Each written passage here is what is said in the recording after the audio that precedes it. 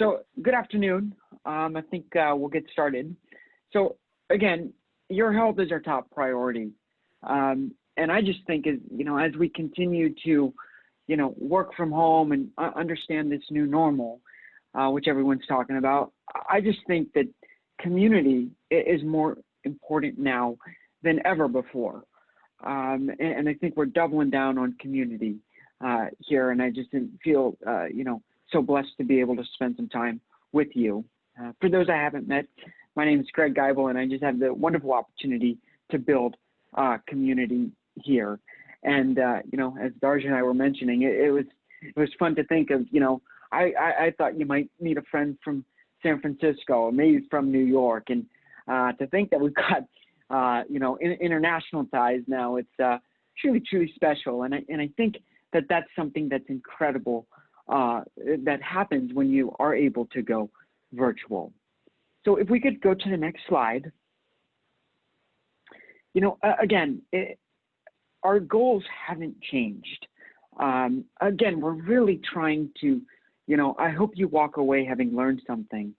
I hope you've, made a new friend, and ultimately have had a little bit of fun, to take a break from the day-to-day and all that. So those goals haven't changed. And it's truly inspiring to think about how we as a community to come together with the power of the internet to facilitate those goals. So if we go to the next slide.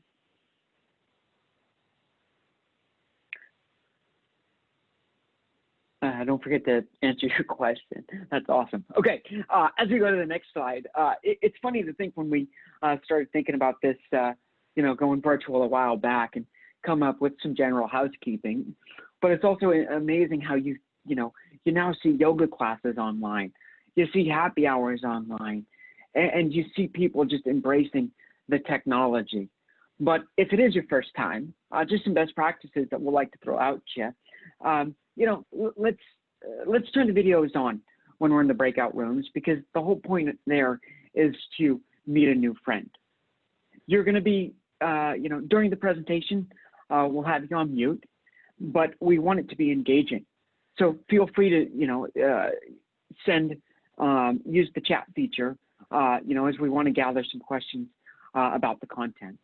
So, and then from there, I'm incredibly excited as well about our breakout sessions, which is the opportunity for you to meet a new friend. If we can go on to the next slide.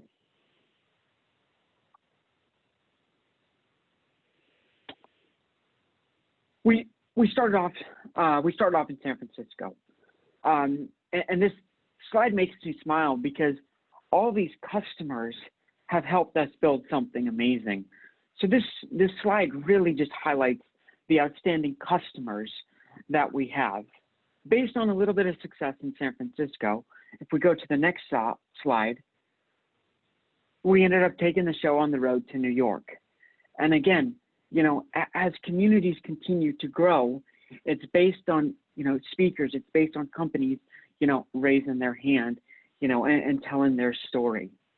So, and I'm excited to see this continue to grow. If we go to the next slide, for those who are new to Zendesk, just a quick blurb. Three founders around a coffee table, which you'll see in the far left there, with the goal to build a new generation service-first CRM. Fast forward to today, we've got over 145 amazing customers. 145,000 amazing customers. Two of them are Bunch and Monday.com. We can't build community without amazing speakers. And at this point, as we go to the next slide, I would like to hand the mic over to Cynthia. Hi, everyone. Thank you, Greg, for the handover, and thanks for having us here today. And it's so happy to be part of this virtual meetup where we get to meet everyone and bond, especially during these times. A little bit about me before we head over to our panelists. I'm a mother to two little boys, running around these days at the house while we're trying to work. Married to a chef, so I have that knocked off. No need to create meals during the day. And I live also in upstate New York, the hills of upstate New York. I've been in the CX realm for the past 10 years, and my experiences with scaling teams and managing client relationships, as well as building knowledge management systems for SaaS and FinTech global companies. And a fun fact is that I've visited more than 20 airports worldwide, not just like within the US. So that's just a little bit about me. And today's focus of discussion will be about how we as leaders can lead with compassion. We all want to do it. We want to be able to be there for our customers, be there for our team members, as well as be there for our families. But it's been very difficult with the current environment, and it makes it challenging. The demands mean that we have sometimes to make trade-offs in how we do things. So we have two amazing panelists with us here today, Daria and Mashari, and as well as the community members to like listen and hear from them, to explore how they approach leading with compassion and much more. The three topics that we've prepared, and you'll hear from both of them on each of these topics, is self-care, psychological safety, and proven methodology to motivate your teams. So let's start off with the first question. Pedro or Greg, do you want to move to the next slide? Let's transition over into meeting our panelists, and then we'll go into the questions. So Daria. Hi, everyone. It's incredibly amazing to be part of this. And I do seem to be the one furthest away. Super cool. Thank you so much for having me. We are a startup, Bunch.ai, based out of Berlin and New York City, hence the connection.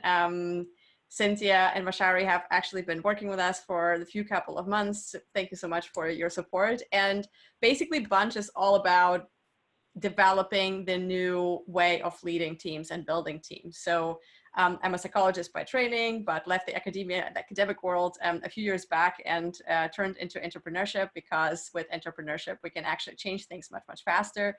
But I'm a big believer in the ways we build teams and we lead actually is tremendously changing to the better, and we are supporting this with Bunch. So we're currently building a product that's basically an AI-enabled leadership coach. So it lives in your phone. However, it actually has the magic and wisdom from all leaders around the world that has been practically proven, vetted, and basically peer-reviewed at the palm of your hand, so at your fingertips. You can totally give it a try.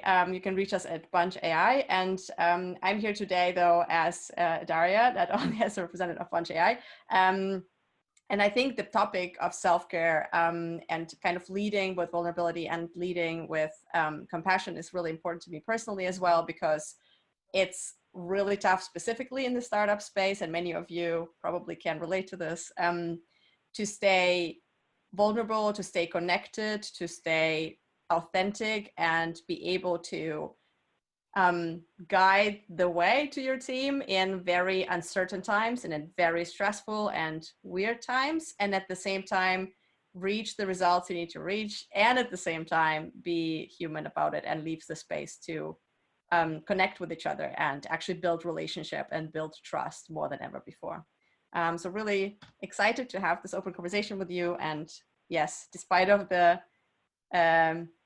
word panelists, I would love for this to be a discussion about the proven or the tactics that have worked for you, and what has not, and how we can learn from each other's successes and mistakes. That's me. And hello, I'm Mashari, a customer experience team manager at Monday.com. For those who aren't familiar with us, we're headquartered in Tel Aviv, Israel, but we also have an office in New York City. As part of that team, I'd say I have a background in CX and have been in the space for more than 10 years. My focus, my areas of expertise, and like what I'm passionate about are people development, really maximizing their potential, then optimizing business operations and processes with a dash of change management is what I'd say. I'm super excited to have this conversation with you all, and hopefully it's meaningful and engaging for everyone. Cynthia? Let's hold over to the next slide. And we'll shoot off first with Daria. Can you tell us a little bit about self-care and what you have done with your with Bunch and all the team members in Bunch? So since the outbreak of COVID and most of the world going remote, I think the topic of self-care has been quite present and prevalent, and even more so than it was before. And I think as managers and as leaders of teams, we often, I think, struggle with this topic, or at least that's what we see from our community, but also what I can relate to on a personal level. I think when your team struggles or when the business needs you, it's often easy to conclude, I need to focus on the business, I need to focus on the tasks, I need to focus on what's like important, and I need to be there and I need to be strong. And oftentimes this actually, doesn't really contribute to the team feeling safe, to the team feeling productive, to the business moving forward or the team moving forward as quickly as you need it to, because and hence the principle, I think some of you probably can relate to it, putting on your oxygen mask first, I think is a very important principle that counts in the self-care kind of topic. If you are not feeling okay, if you are not being able to exert the positivity and the mental and emotional energy that the people you lead need you to do, they will not be able to feel positive and they will not be able to exert hope. And it's super, super important. So it's really stupidly tricky because working hours are much longer now and insecurity is much higher. And you at the same time need to actually provide more love to the people you work with. So how do we actually do that as leaders, and what are kind of the tactics that have worked? And at Bunch, we actually have looked into, as I said, kind of like proven methodologies or tactics that we can learn from other world-class leaders, and we've digged up actually a few cool examples, and I wanted to share that with you and kind of throw out the question to Ashari, but also to the rest of you. Which of those have you actually tried and can you relate to, and for whom does what work? Because I think there is a lot of kind of what works for one person doesn't work for the other person, and it would be great to kind of understand in this group, what has worked for you. So just to give you a couple of examples. We've actually looked at Arianna Huffington's rituals, for instance, who makes a really good point about starting the morning is like morning routine is such a big topic anyways, and starting the morning on a good foot, it's very important. However, there's been also a lot of FOMO created around the fact that before you actually start your workday, you are supposed to already have checked off 17 different to-dos. And her point is, everyone is supposed to create that routine that actually makes them smile. So like pick those 1 to 2 to 3 activities that you do before you start the day that deliver on that job of making you happy, period. It doesn't matter how stressful your day will be afterwards. There needs to be a period of time in the morning before you open up your laptop that actually makes you happy. So the question to all of you is obviously, like, what are those activities for you? And everyone can maybe think through that, and in the breakout we could probably pick that up again. Melinda Gates, I think, shares another interesting technique, and the question again goes to all of you, like, who actually meditates in the group? Maybe you can share it in the chat if you do, that would be nice. If you do meditate, or if you don't, you probably are familiar with this phenomenon of it's really not that easy to do it. So you kind of start, and then Calm does a good job, and Headspace and stuff, but like we all know this funny effect of like it drops at one point in time. Yeah, cool. Some people do it. Exactly. I try to meditate, and that's the like important point. It's hard for everyone. It requires discipline. It's not an activity that gives instant gratification in the moment. So in order to actually stay on track of it, what Melinda Gates suggests is basically do micro meditation, which helps also with emotional regulation. So if you feel stressed or sad or anxious in a moment and you start noticing it, to breathe for like 30 seconds. So literally put a timer and just literally breathe for 30 seconds. Don't make it stressful. Don't make a big fuzz out of it. Don't start a whole 10-minute session because that's too much investment and you won't have the time. But you can always find 15 to 30 seconds to just sit and breathe and then continue with your day. And she basically also points out that there is research on the topic that if you actually do this continuously throughout the day, like 2, 3, 4, 5 times, it adds up, and it is if you would have meditated for actual 15 minutes. So that's also a good hack between meetings, maybe. Down Dog, I haven't actually heard about them before. I need to check them out. Nighttime routine, super good topic as well.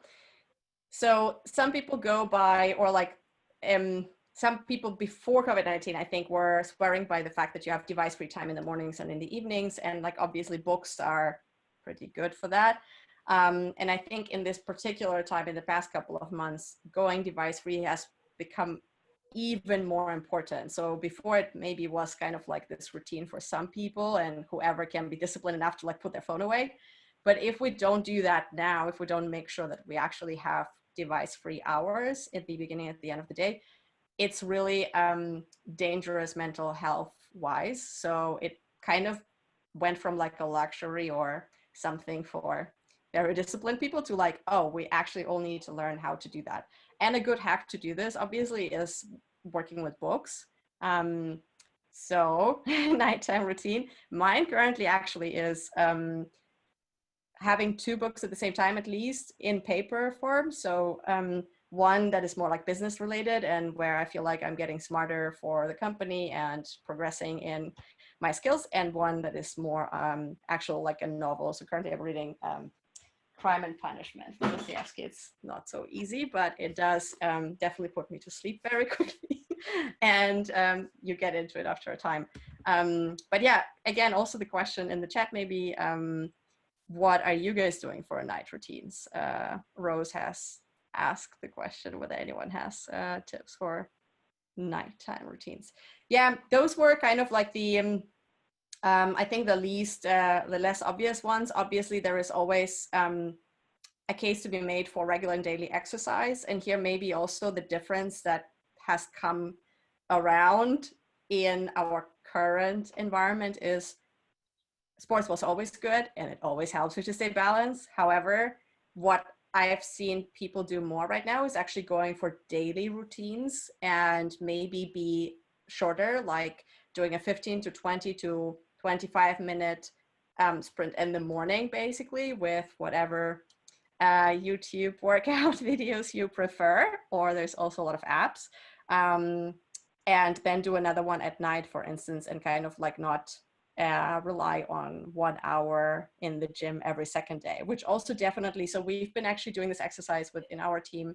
We have some team members that are doing daily exercise now with an app called Freeletics, and we've been tracking our moods with a mood diary for the past 1.5 weeks, and we've bought, like, it's 3 people that do that actually, and all 3 people have confirmed that they actually feel so much better, even if it's a tired morning and even if it's only 15 minutes, but you just feel better. There is endorphin boost coming through that.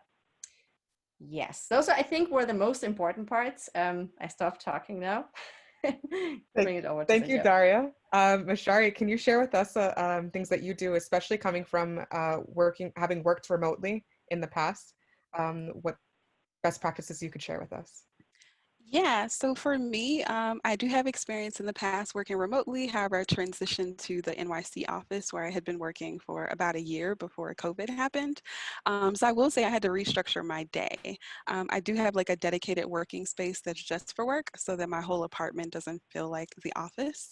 I think boundaries are probably important. In terms of routines though, I have incorporated meditation. I'm doing a walk every day as well, even though I'm trying to make sure I'm social distancing. So when less people are out, that's when I'm kind of like targeting my walk time. For me, podcast, and then you can probably see from my background, my plant collection has expanded during COVID. So I am taking care of multiple plants now. I'm up to like nearly 10, whereas I only had 3 before. Upskilling too is something that's top of mind for me. So I am reading a lot, podcast, and then like taking courses here and there. But I am trying to make sure I'm not taxed so much energetically. So, you know, striking a good balance between those things. In terms of routine, though, I have to be honest. I have the morning routine like down, but the night routine, not so much. So I'm still working on that. Thanks for the insights, Daria. Hopefully I can incorporate those. I actually have a question Yeah. for you, Mashari, but also for everyone else.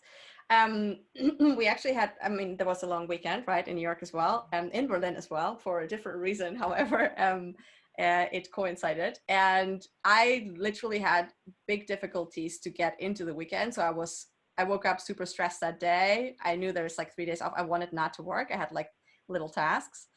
And I even posted on Twitter asking for tips because I knew I need to make time off the rest period. Like I need to rest.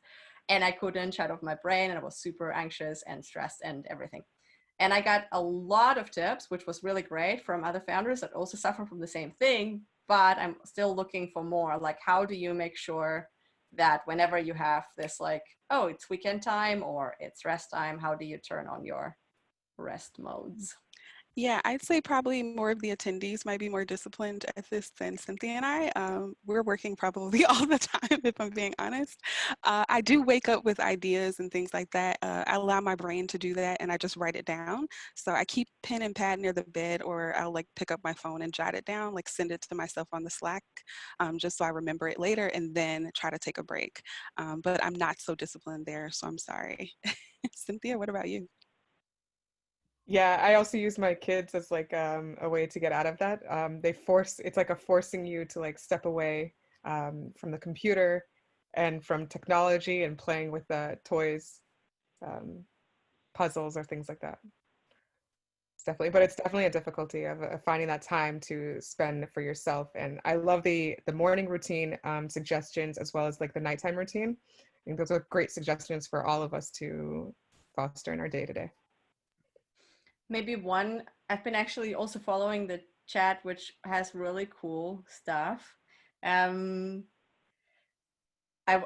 follow-up question to Pedro is like, how do you actually, like, how would you describe you get into the rest mode? I think like feeling good about the stuff you achieved is super important. That I think probably like most of us do, or like a lot of people I know do. And to piggyback on this, one of the Twitter tips was to create a to-do list. So if you're like productivity junkie and you can't feel good about yourself unless you like have worked 80% of your list, to actually make a list for the weekends, which then includes a mix of like personal pleasure activities and whatever else you need to do. So like calling friends, going having drinks, and like all of that. And yeah, kind of sticking to that and then feeling more productive over the weekend.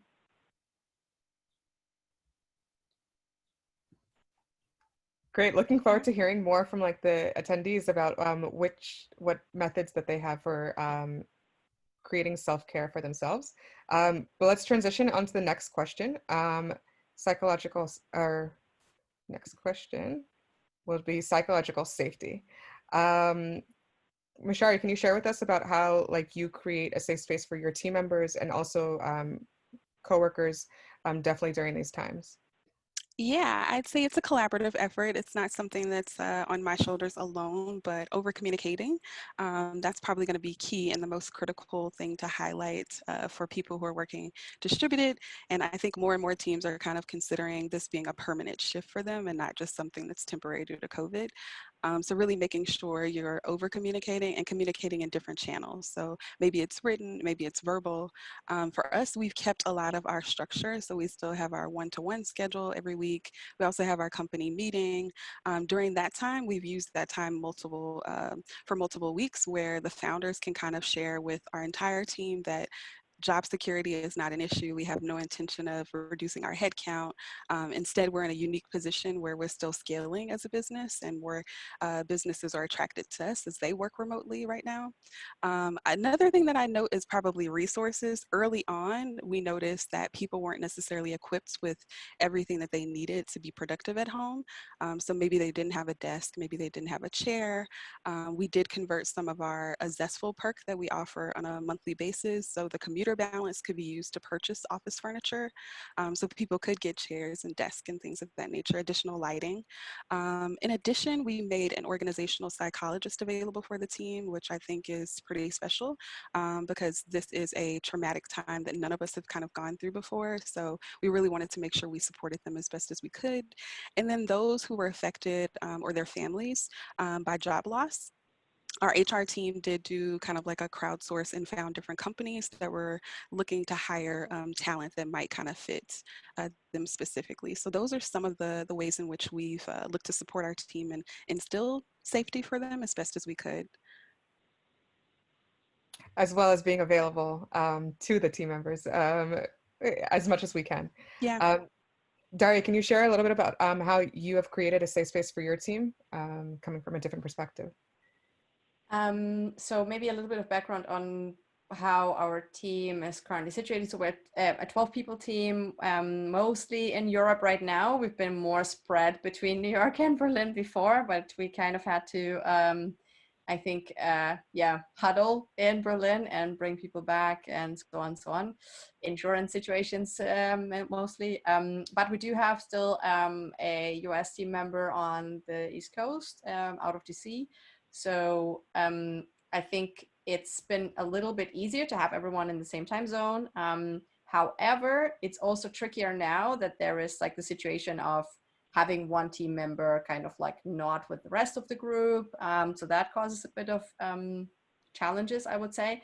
In general, I always have the feeling with psych safety though, that I never like really feel we do an amazing job, to be honest, because even though we like know the concept and we're trying to apply it all the time, but for two reasons, I think. One is because we are also a very transparent company. So of course we are very small still comparably, so it's kind of easier to be transparent. However, it is causing tension between psych safety and transparency, because obviously everyone has their own kind of personal topics, I think, currently right now as well, even beyond work-life balance and how do I situate myself. But really, like, we have people in the team, and probably many of you can relate to that have been affected one way or another, where family members are getting sick, etc. And I think for us, it's been difficult to definitely make sure that we don't overwork constantly. I think being in a startup and working hard for our community is like a normal thing to do. However, because we don't have these like natural breaks anymore, it's been quite challenging, I think. So that in combination with the transparent culture that we have, I think it's actually psychological safety for us has been a challenge lately. And the ways we want to mitigate it is, or we're trying to, is to actually open up enough space for having discussions. So we're trying to plug in more team time, more meeting time, to be able to kind of have unstructured conversation time. And it's really like mostly being comfortable with uncomfortable silence, because people are super focused, super busy, super stressed about whatever is going on in the world. And then you're like, oh, let's talk about this. And like people typically don't open up so quickly. So it really feels like it's a grind currently to actually get people to feel safe. So I could say a lot of the by the book recommendations, which obviously are making space, allowing people to voice concerns, and so on. But I also do know that in practical terms, it is a tricky, particularly when there is like other pressures around. So the question goes again to the group. What did you guys try? What has worked for you? I should add, at the same time, we ran our engagement surveys. So we have done a round of engagement surveys to kind of check the pulse of the team and see how they're feeling, what they're struggling with. And then we're iterating on the process as well. So a lot of collaboration with higher leadership in addition to our HR team, to kind of hack away and chip away at some of the ways we could better support the team too. I think the stand-up comedy class thread, it Oh, I sounds love that. amazing. That sounds really good. We actually should try that. I do remember we did change one thing. So we used to do, I mean, everyone probably does some sort of team drinks in like one way or another and so on and so on.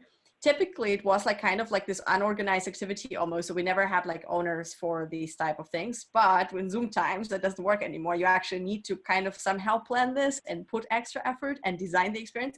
So now we are having a rotation principle. So everyone organizes one. And last time we had, it's a bit funny. I don't really know whether it's really appropriate. We had like a girls' night and we have a boys' night now. So then it's in the girls' night, literally people were putting out like masks and doing some very stereotypical, not appropriate activities. But basically it was like a wellness night, and it was very funny to see like your team with a lot of things on their face. And tonight is a boys' night, so I don't know. I yet have to find out what that entails. There's a big secrecy around this. Yeah, we'll but have to that ask helps. Curtis. Curtis and Anthony have to tell us what's happening. I love these ideas. And I love the way that we're able to create a safe space, as well as Dion, about the suggestion about like the team weekly, splitting it up into like daily and every single day a little bit.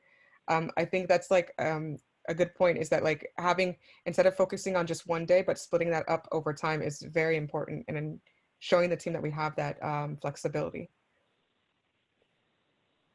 And the last topic that we have for today is regarding methodologies that motivate your team.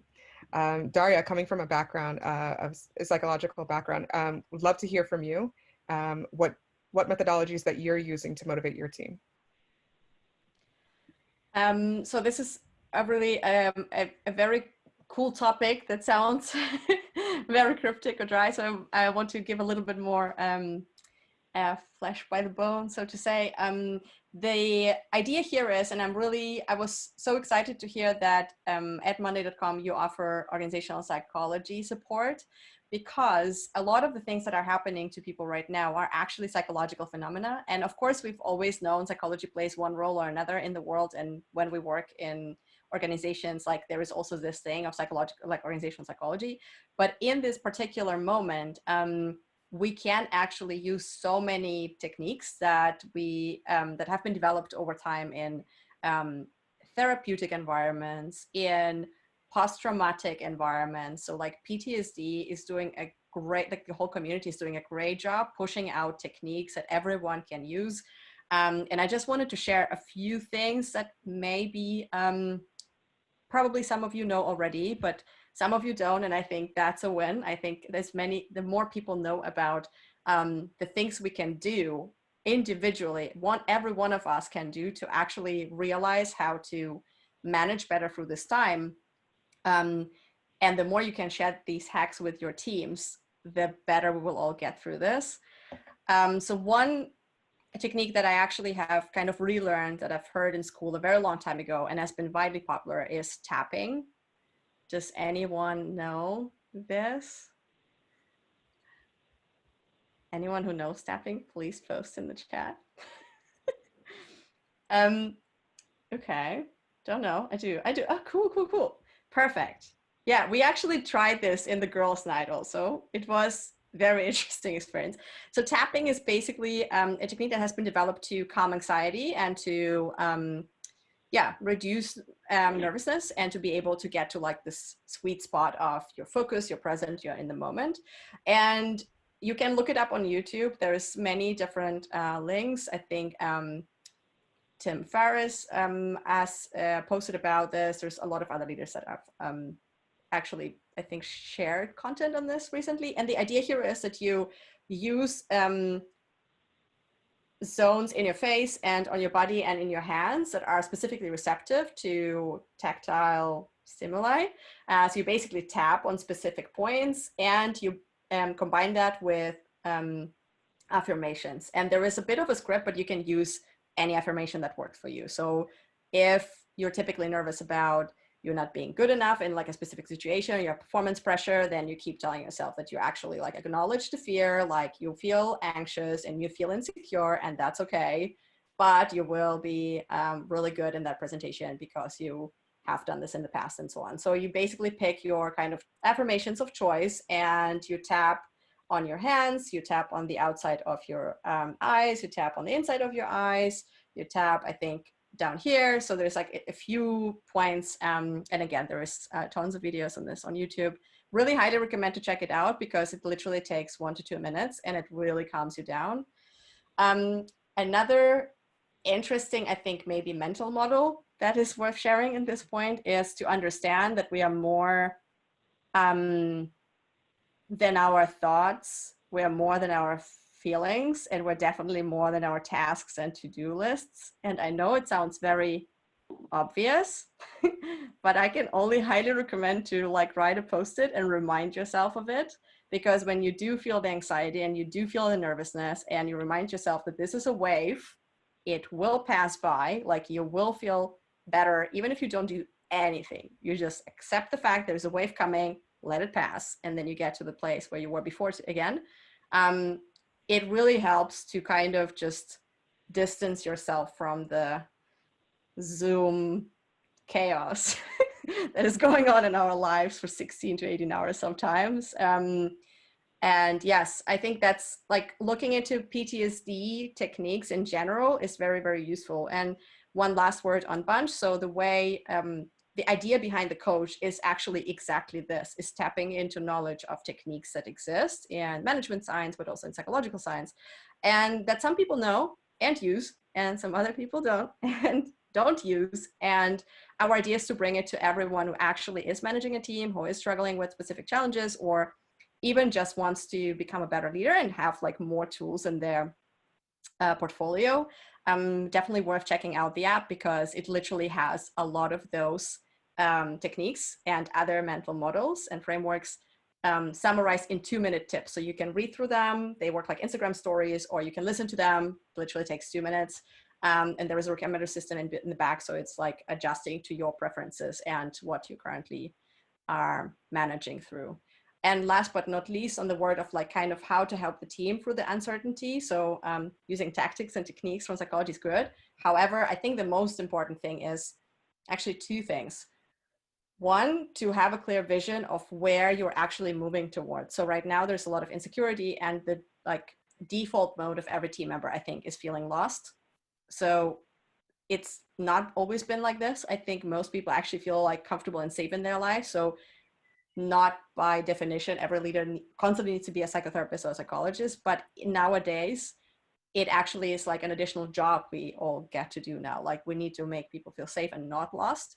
So the role of over communication, like Mashari, you mentioned earlier, but also clarity on like, where are we moving towards? Like now we are here. And so how will our team operate in 6 months from now? And what will this look like? And it's really tough because we often don't know. And there is economies and other universes around us. I mean, Monday.com is a big company. Like it's kind of hard to say, like, what is it going to be in 6 months? And I think the harder we try to get the information, to stay on top of things in terms of like being informed, but also to just give a little bit of cornerstones of what the scenario, what our lives will look like by the end of the year and the beginning of next year, goes a really long way, and kind of like reminding everyone on the team that actually we're moving towards like this next stage and things will be better. It's really, really important. Like everyone needs that vision. Yeah. Hope this is somewhat helpful. Thank you for sharing, Daria. And I can attest to the app as being useful for like leaders and helping during like my time of like needing something to like lean on. It's helped me to be able to like search for things that I'm having difficulties with. And also with regards to the different methodologies, the tapping, that's very interesting. I love learning about it and seeing how we can put it to use. And now, Mashari, can you share with us like a little bit about within Monday, what techniques have we used? Yeah, sure. So I'd say we're in a unique position in that we're a 24/7 operation. So no matter the hour, we're looking to support our customers. Also, SLA, we're targeting like a 10-minute response time for a lion's share of our tickets, 60 minutes, which is kind of different from most SaaS organizations. So with that in mind and trying to balance, of course, employee wellness, we have taken a different or a unique approach to the role design. So we've tried to make it more enriching. So it's not just frontline support, but mixing up their day to kind of do some other things. And that context switch is also helpful in addition to kind of it being an enriching experience where they're working on things for other areas of the business, like onboarding customers, iterating our self-service. A lot of the content that we package is actually packaged by our customer experience team. So if you're looking at a video or something like that on YouTube, generally we've been the ones to like put it together, also did the editing. Another thing that I know is like care packages. We've distributed care packages over and over. One recently was like a recharge package. So we sent cards, we sent jump rope, we sent like wine, so people could really take a break and hopefully really take that break that Cynthia and I don't necessarily do, to really take a moment and reset. Other than that, we still host regular events like the happy hours, team lunches, but we have aligned behind something I think is pretty special, and that's COVID relief efforts. So the team got to kind of share different causes that they believed in that we could kind of support monetarily. So we converted some of the money that we didn't use for our lunch benefit and donated it. The whole team kind of rallied behind and voted for the cause that they believed in.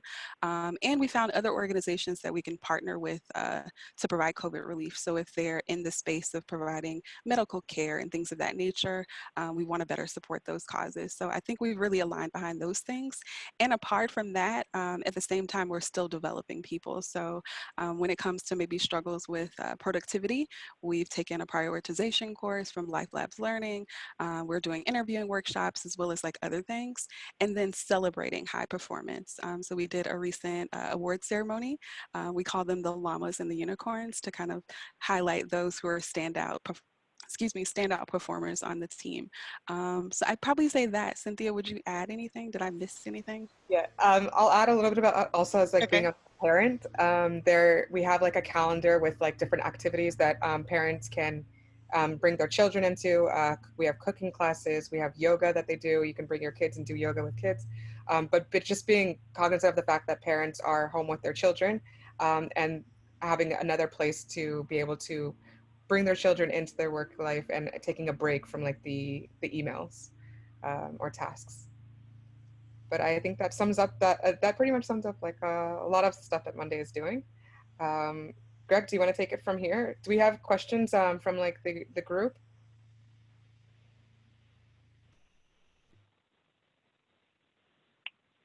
So I think I've got to say I'm beyond impressed with this group. The Slack channel or the chat was just on fire, and I'm so excited to work with our team and capture all of these lessons learned and promote them out there. If we go to the next slide, again, wanted to see if there was any. We'll give everybody maybe another minute to keep firing away some questions. It was so much great information. I definitely, if we think about our 3 goals, definitely learned something, and I'm having a ton of fun seeing all this chatter. So I guess what I'd like to do is explain what's coming next. As we talked about the opportunity to still meet a friend, which I think is incredibly important, and I think the way that you and I met, so we're having this phenomenal talk. So what happens next is, we'll put you in a breakout room, and there were so many great questions. The team can come up with a few questions in terms of what they would like to do. So are there any questions coming in here that need to be tackled? Dion asked a question about heading back to the office, and we can share, Mashari, if you want to share a little bit about what Monday.com has done. Yeah, so we are relying heavily on messaging from the World Health Organization to kind of guide our strategy there. I can also admit, before we kicked off today's meeting, I think I was talking to Pedro before this started, we were in the midst of a move. So we were moving in Manhattan from 14th Street to 17th Street in the middle of this crisis. So we've not yet seen our new office in person. Instead, we've seen it virtually for a tour. In addition, we've not done some renovations. Our game plan to go back to the office, though, is September 1st at present. And we've layered kind of that messaging to the team multiple times to kind of impress upon them. We're really taking their health and their safety, the importance of that, that's a priority for us. In addition, we're scaling, so we're opening some other offices at the same time. So July 1st is a target date for Miami, but that may very well change if we see shifts in infection rates or anything like that. So currently that's our strategy. And Daria, what about you with the Bunch team? I think it's also Yeah, great. I was just following it. We actually were also on Canal Street, and our office is still there, so it's really funny to see how close everyone is. We actually have been sending people back to the office that are reliant on like paperwork and things like this now and then. I do have to admit that I think the situation in Berlin and particularly in Germany is in comparison to like New York, in a much easier spot. Like I think we've reached the plateau a longer time ago, and now it's kind of decreasing. I think the authorities are kind of watching it, but in general, it feels it's actually a much more relaxed atmosphere. Like people are going out and things like this. So we have been a bit more lax, but we also do have a bigger office. So it's typically never like more than 4 people in an office that has been hosting 15. And we are also trying to sublet this office now because we have been thinking of, which obviously isn't working as as it's obvious. There's not big demand for offices right now, but we've been thinking of going fully remote before, and we've actually executed that. I think we've been the first ones to stay home when it all happened in the beginning of March. And we decided to go fully remote, I think 2 weeks after, because we just saw that there is so much opportunity to first eat our own dog food. So many teams will be remote. So by providing and collecting and curating tips for leaders, like if we're not remote and try all of this out all the time, it's going to be very hard to provide value.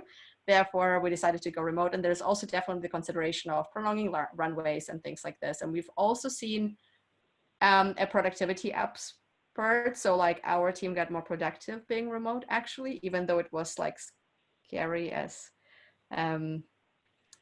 when we did it, but now we got very used to it, and it's actually really good.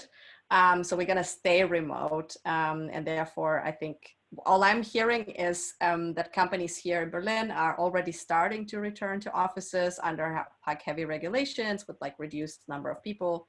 And what I find very interesting though is that when you look at the big companies, specifically tech companies, they are clearly going full in on remote long term.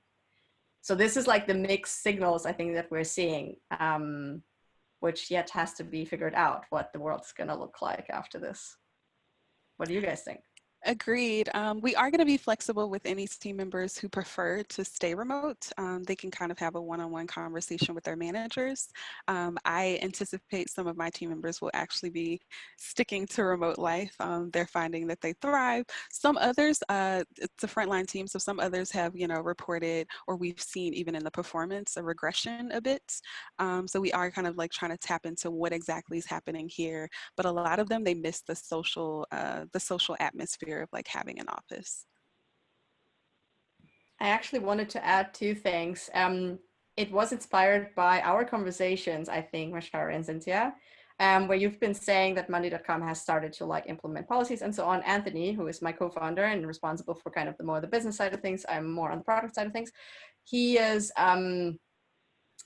actually developed 3 packages basically. Despite of us being a small company, it's been it has proven itself really well for us, because we've also hired a new team member right now and kind of like onboarded with this new reality. And basically we're able to offer these 3 packages, like the True Homie, which is basically a full remote package with a little bit of stimulus in the beginning, and then coverage for internet costs and things like this.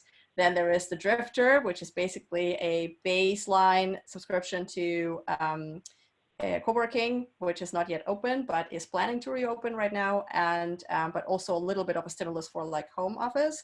And then I think the 3rd package is basically the full remote, the True DCer or True Berliner or True New Yorker. And it's been interesting to see how people pick that up actually. So the team was really happy, but then also new employees are reacting really positively to like having this modularity and flexibility also to switch between packages over time. So I think that is probably one of the positive influences of, I think, the crisis, is that we can move beyond our anxieties and say like, oh, it's possible. Okay. And we can also flip between different scenarios, and it's actually not scary at all, and it works. So yeah.